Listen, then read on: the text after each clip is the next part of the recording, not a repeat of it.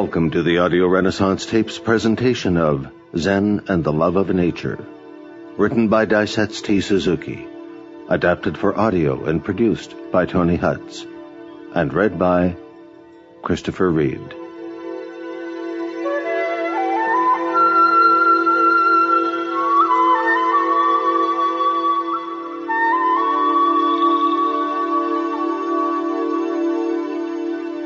Before beginning, I wish to make a brief personal comment on the author and the text.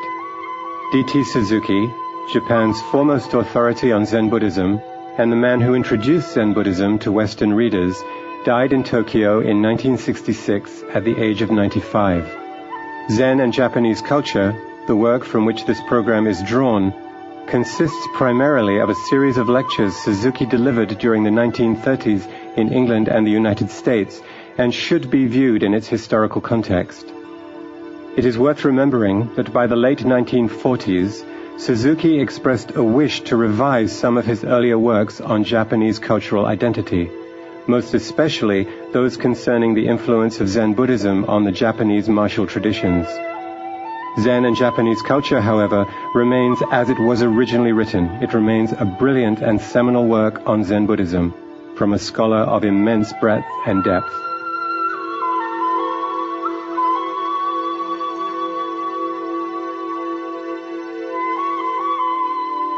The Japanese love of nature, I often think, owes much to the presence of Mount Fuji in the middle part of the main island of Japan.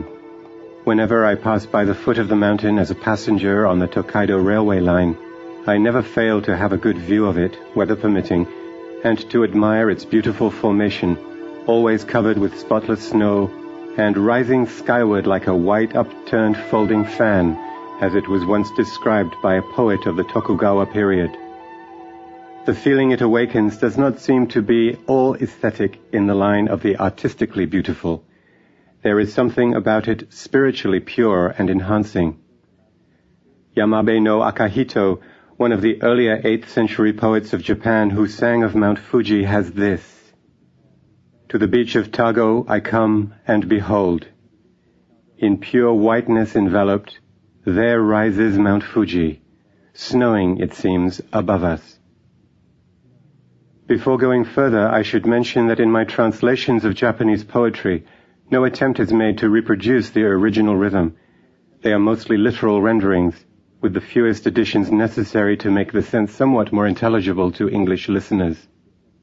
Another poet, who has more religious feeling than Akahito of the Nara period, sings in the Manyoshu: "Extending over Suruga and Kai, Mount Fuji lifts its summit high.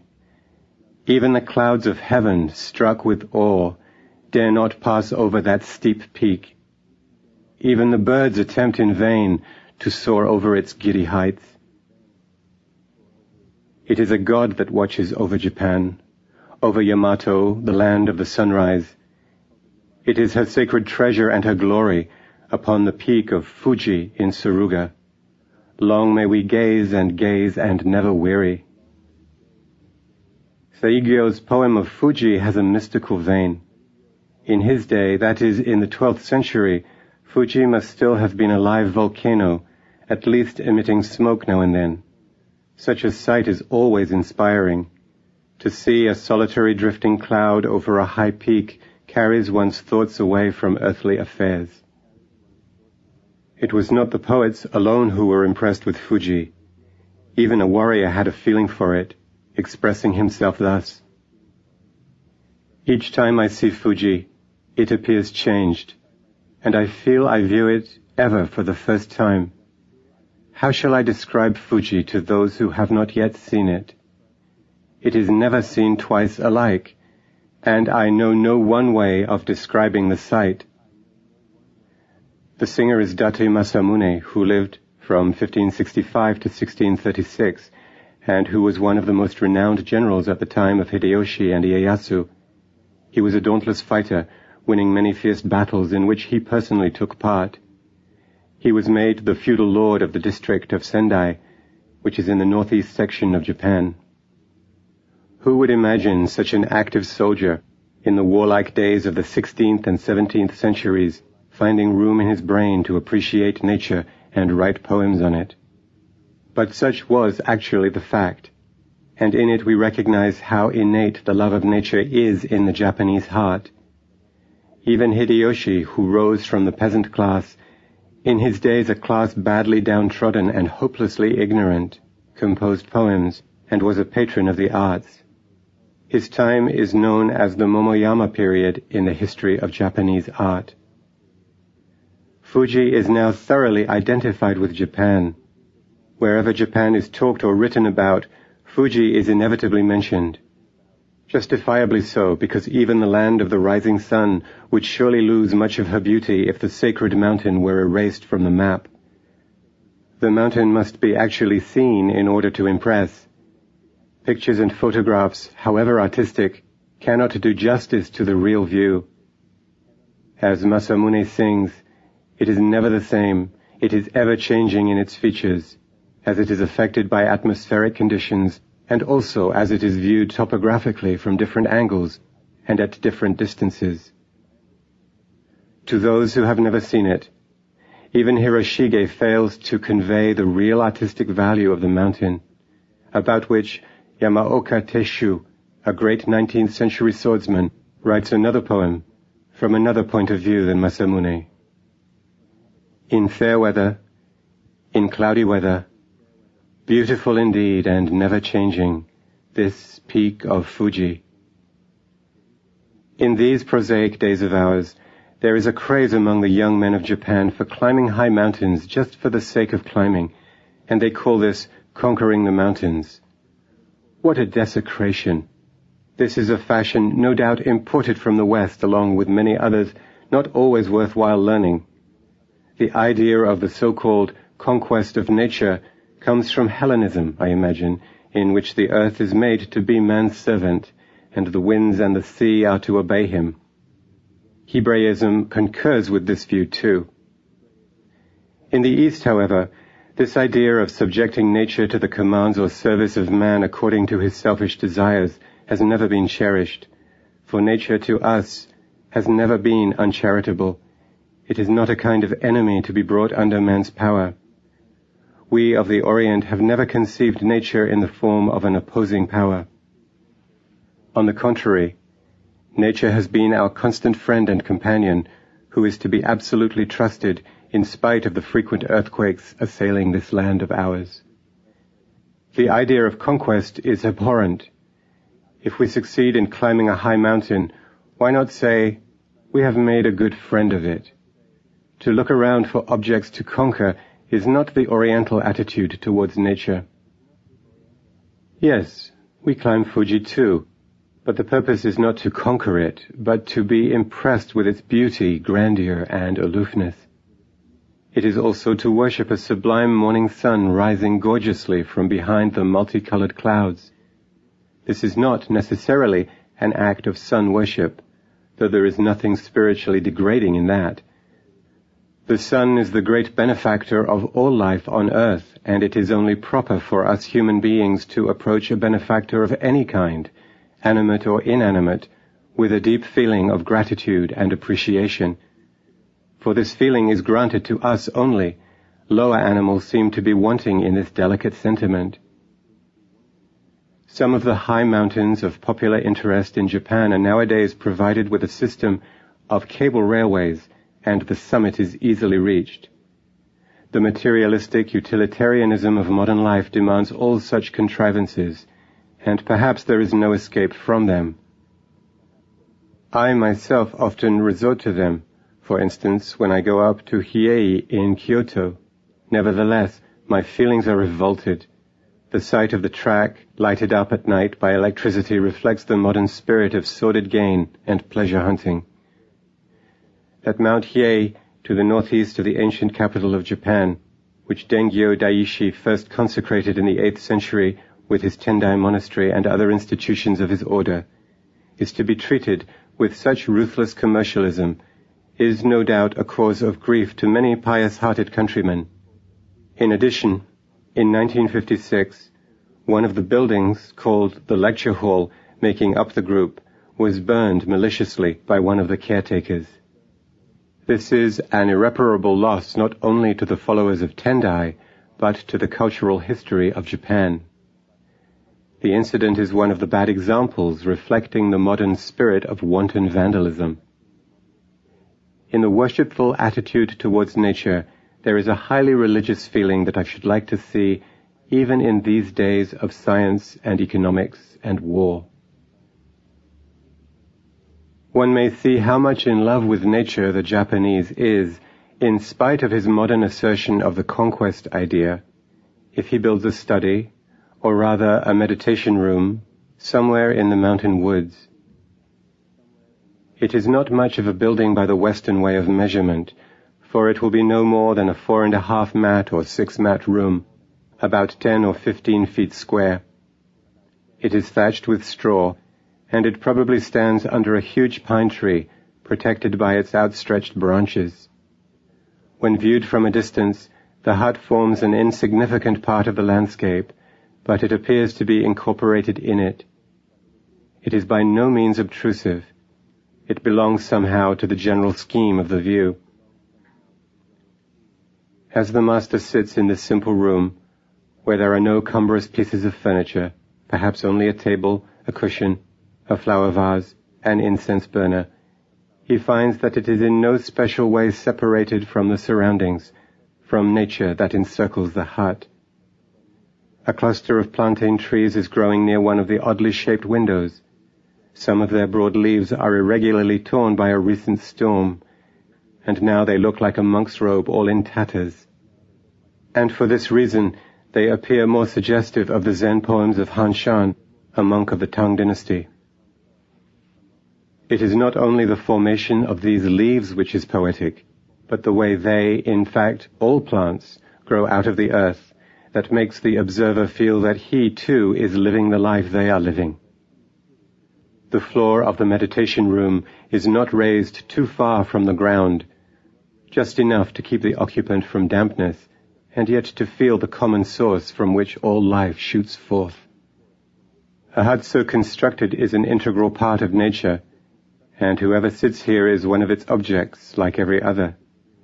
This person is in no way different from the birds singing, the insects buzzing, the leaves swaying, the waters murmuring, nor even from Mount Fuji looming up on the other side of the bay. Here is a complete merging of nature, humanity, and its work, illustrated in a practical manner. As I speak of Fuji again, I am reminded of a poem by Ota Dokwan, a general of the 15th century. When he was asked by the emperor as to his residence, the general answered in this verse: "My hut is on the beach, lined with pine trees, and the high peak of Fuji looms up above the eaves." The emperor living in Kyoto had never seen the mountain in actuality, hence the poet soldier's special reference to it.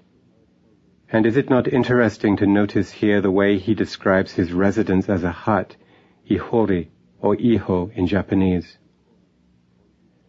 Being the warrior general who first established his headquarters at the present site of Tokyo before Ieyasu had his grand castle, Ota Dokwan's residence must have been of no mean magnitude.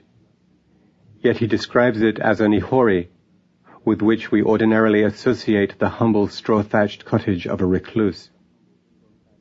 His poetical, nature-loving spirit revolted against anything highly savoring of human artificiality.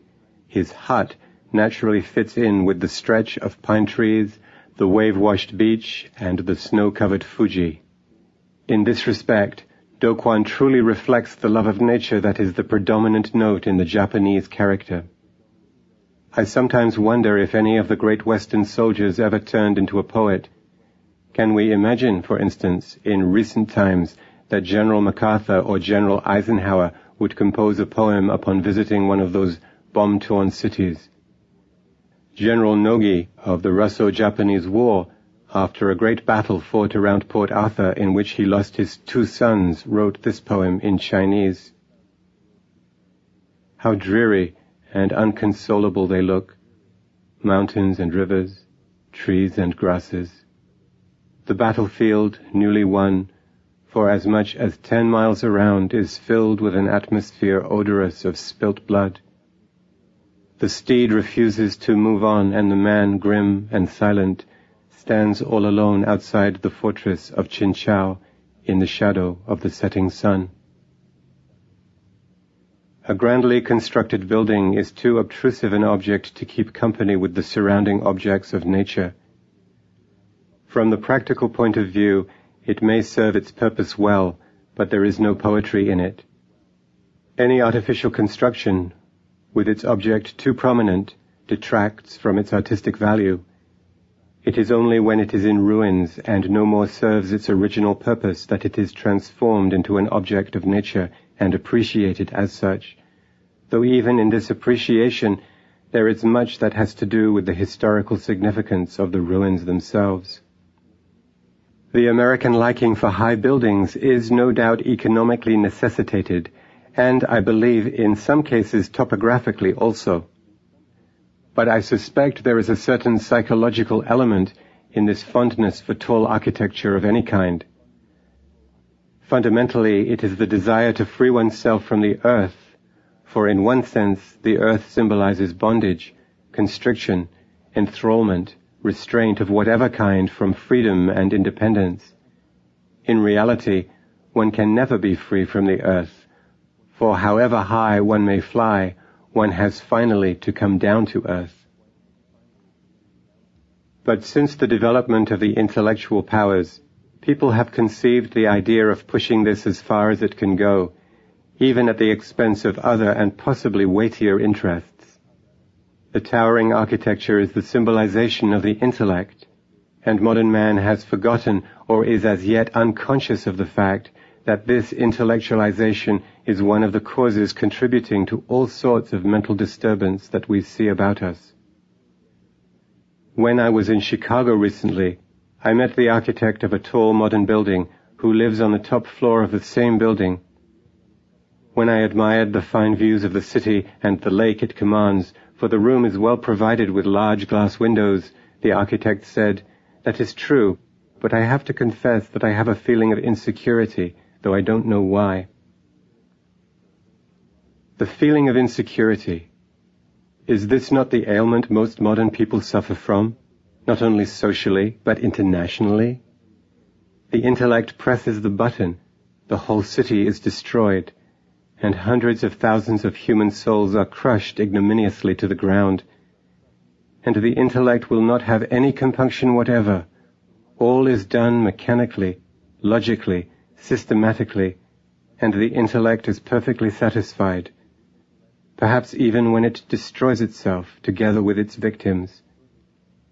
Is it not high time for us all to think of ourselves from another point of view than that of mere intellectuality? Do we not have to be much closer to the earth, where the nature-lover's hut humbly stands? Again, the emperor must have heard of the Musashino prairie, where Dokuan had his castle. Japan is a mountainous country with few plains, and the Musashino, where now stands the capital of the country, is one of the largest. The emperor, who had probably never left his mountain-encircled Kyoto, was curious to know how wide the Musashino was, so he asked Dokuan about it, and Dokuan replied in verse, "No dewdrops are seen around my hut, though a summer shower has just passed over the plain of Musashino. Far wider it must be than the rain clouds." This pleased the emperor immensely, and he gave the following reply to the much-talented warrior poet from the wild East. "I thought the Musashino was only a prairie with nothing but wild thistles. How pleasantly surprised I am to find such words in bloom." Dokuan is one of the most popular heroes with the Japanese. Unfortunately, he lived in the age when the Ashikaga shogunate was fast approaching its end, and the country was on the verge of general disorder. Dokuan was cravenly assassinated with a spear by his treacherous enemy. His farewell song was, "Until yesterday, this body of mine, like a worn-out hemunashi bag, was the depository of wrong attachments. Is it now for the last time burst The poet-general Ota Dokwan was fortunate to enjoy the mountain in white snow against the foaming waves of the blue ocean. But the hearts of the host and hostess of the dilapidated Ugetsu hut were torn between the moon and the autumnal raindrops, and they were greatly puzzled, not knowing what to do. Yet in this not knowing what to do with the hut, this time a really humble one, we recognize as much poetry as in the case of Dokwan, perhaps more of it. The Japanese love of nature is here graphically depicted. The story, in short, runs as follows. Ugetsu, meaning rain and moon, is one of the no plays adapted from an incident taking place in one of Saigyo's wanderings in Japan. Saigyo, the monk poet of the early Kamakura period, the 12th century, came one evening to a solitary house and asked for a night's lodging. An old couple was living there, and the house looked quite dilapidated. The old man refused to respond to the monk's request on the grounds that the accommodations were not good enough for him. However, his wife, seeing the traveler was a Buddhist monk, wished to give him lodging. But the fact remained the same. The hut was in no proper condition to entertain a stranger. The reason was this. The old lady loved the moonlight so much that the leaking roof was left unrepaired according to her desire. But the old gentleman loved to listen to the raindrops beating against the roof, which could not happen if the roof were left out of repair as it now was. Is the hut to be roofless for the moon, or is it to be put in order for the rain? The autumn is already here.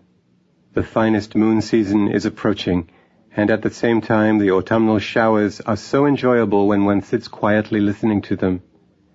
As long as this problem was not decided, it would be highly inhospitable on the part of the host and the hostess to take any stranger into their house. They thought, our humble hut, is it to be thatched or not to be thatched? Saigyo exclaimed, here is a good poem already half composed. If you understand poetry, said the old couple, complete the stanza, and we will give you lodging, whatever it may be. Saigyo immediately responded, is the moonlight to leak? Are the showers to patter? Our thoughts are divided, and this humble hut, to be thatched or not to be thatched? The monk poet was now invited in. As the night advanced, the moon grew brighter, illuminating the faraway fields and mountains and shedding its light even inside the hut. But listen, showers are coming, trees are rustling. No, it is the dead leaves that are beating against the house, sounding like the raindrops. A wind is up, but the sky is clear as ever. It is a shower of falling leaves in the moonlight. A 13th century poem describes a moment like this in this way. When the dead leaves are falling thick, as I sit quietly at night in my room, difficult it is to judge whether it is showering or whether it is not showering. The falling leaves in autumn have often awakened the poetic sensibility of the nature-loving Japanese. The scene is suggestive of solitude and induces one to a meditative mood. Saigyo was also deeply impressed with it. While alone in his humble hermitage somewhere in the mountains, he was awakened during the night by the falling leaves striking shower-like against the roof and the amado, which no doubt greatly added to the feeling of aloneness, which is the spirit of autumn nature. By way of clarification, an amado is, literally, a rain door. The Japanese house has practically no windows in the Western sense. It is all doors, sliding doors, which serve to partition the rooms, admit light, protect the house against rain, snow, wind, etc.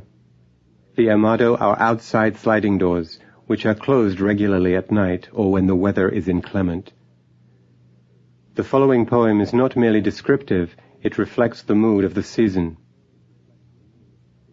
May it be a passing shower that keeps me awake in bed. No, it is the autumn leaves falling without resistance before a squall. From the practical point of view, rain is an inconvenient thing, but in Japanese and also in Chinese poetry, much reference is made to rain, especially to a gentle rain such as we have in Japan, as whispering to us the inner secrets of reality. Listen to Saigyo again. Completely imprisoned in the spring rain, I am all alone in the solitary hut, unknown to humankind. To really understand the poetry and philosophy of the spring rain, one must live in Japan, in a small straw-thatched house, perhaps with a stretch of lawn and a little pond before one's 6-mat room.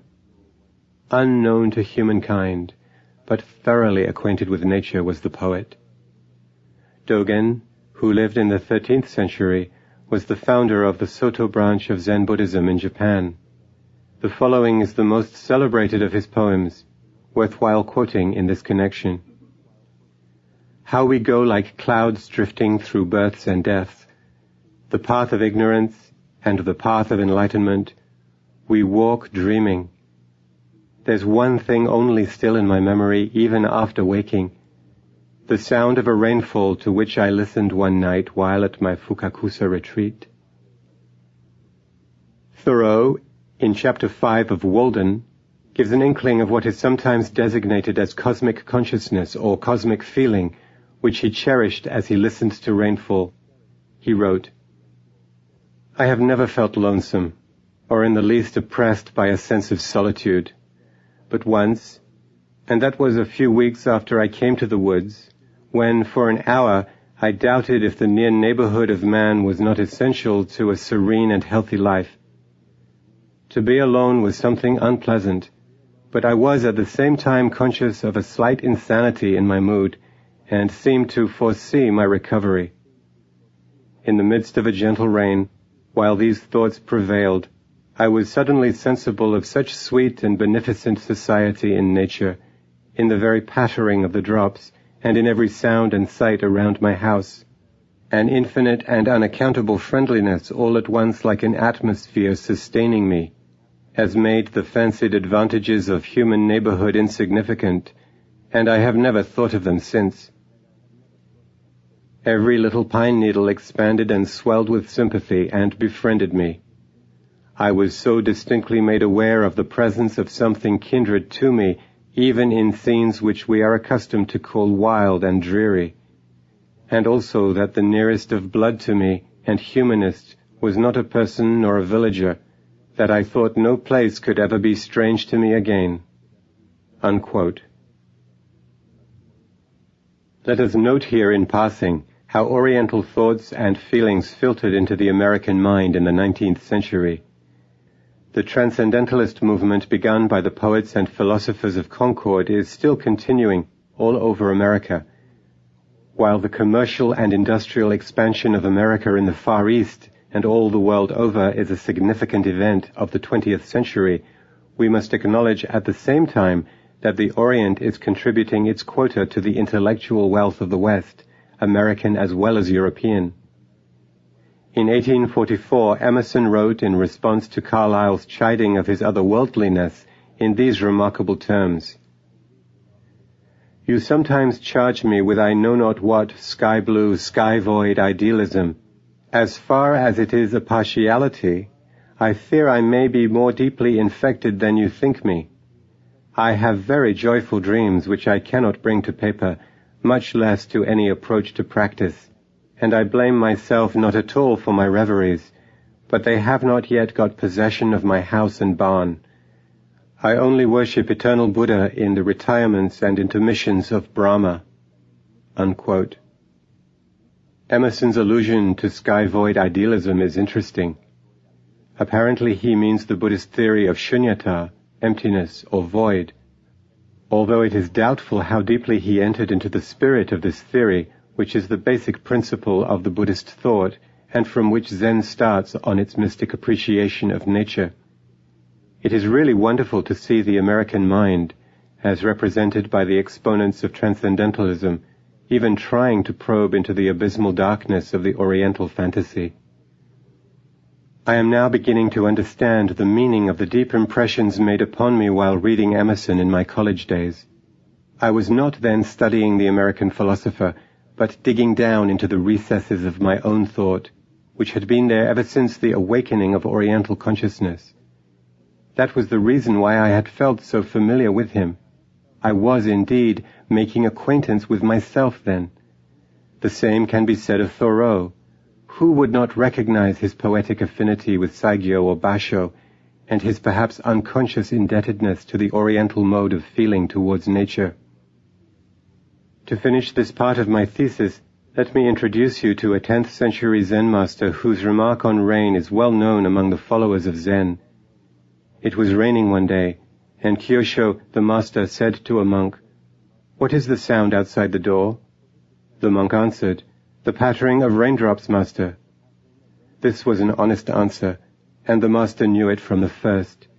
His verdict, however, was, "All beings are confused in mind. They are pursuing outside objects always, not knowing where to find the real self."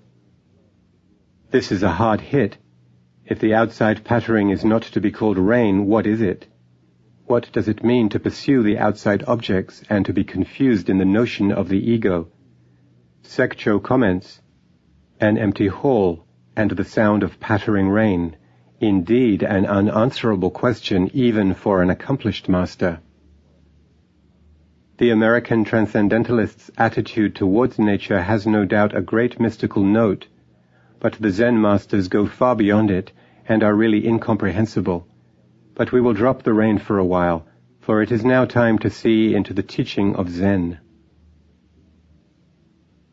To understand the cultural life of the Japanese people in all its different aspects, including their intensive love of nature, which we have spoken of just now, it is essential, as I have repeatedly stated, to delve into the secrets of Zen Buddhism. Without some knowledge of these, the Japanese character is difficult to appreciate. This does not, of course, mean that Zen is everything in the molding of the character and general culture of the Japanese people. What I mean is that when Zen is grasped, we can with some degree of ease get into the depths of their spiritual life in all its varied expressions. The fact is recognized, consciously or unconsciously, by scholars and by men in the street. The former recognize it in an analytical and critical manner worthy of their profession. The latter appreciate it by actually living it, in the delight they feel in listening to tales and traditions traceable somehow to the teaching of Zen Buddhism. That Zen has had a great deal to do in the building of Japanese character and culture is pointed out also by foreign writers on Japan, among whom we may mention the following. The late Sir Charles Eliot, who most unfortunately passed away without personally revising his valuable book, Japanese Buddhism, writes, "Zen has been a great power in the artistic, intellectual, and even the political life in the Far East. To a certain extent it has molded the Japanese character, but it is also the expression of that character. No other form of Buddhism is so thoroughly Japanese." Unquote. The one significant point here is that Zen is the expression of the Japanese character. Historically, Zen started in China about 1500 years ago, but it was not until the latter part of the Sung dynasty, that is, in the earlier part of the 13th century, that Zen was brought to Japan. Thus the history of Zen in Japan is far younger than in China. But it was so adaptable to the character of the Japanese people, especially in its moral and aesthetic aspects, that it has penetrated far more deeply and widely into Japanese life than into Chinese. Hence we see that the statement made by the author of Japanese Buddhism is not at all an exaggeration. Sir George Sansom, another capable English writer on Japan, makes the following observation on Zen in his Japan, A Short Cultural History. The influence of the school of Zen Buddhism upon Japan has been so subtle and pervading that it has become the essence of her finest culture. To follow its ramifications in thought and sentiment, in art, letters, and behavior, would be to write exhaustively the most difficult and the most fascinating chapter of her spiritual history. Unquote. While I may have occasion later to criticize this writer's view on the Japanese love of nature, The point he makes here is accurate, and I am in full agreement with him. What are the characteristic features of Zen as distinguished from the other forms of Buddhism? It will be necessary to know them before we proceed to see the relationship between Zen and the Japanese love of nature. Naturally, it is outside our scope of study here to enter in detail into what really and essentially constitutes Zen. Therefore, let the following brief statements here suffice concerning the teaching and discipline of Zen as regards its four aspects: religious, moral, aesthetic, and epistemological. In the first place, let me state that Zen is not a mere ascetic discipline. When we see a monk living in a humble hut and sustaining himself on rice and pickles and potatoes, we may imagine him to be a world-fleeing recluse, whose principle of life is self-abnegation. True, there is a certain side in his life tending to this, as Zen teaches a form of detachment and self-control. But if we imagine there is nothing more in Zen, we entertain a very superficial view of it. The Zen insights go far deeper into the source of life, where Zen is truly religious. By this I mean Zen is in close touch with reality. Indeed, Zen takes hold of it and lives it, and this is where Zen is religious.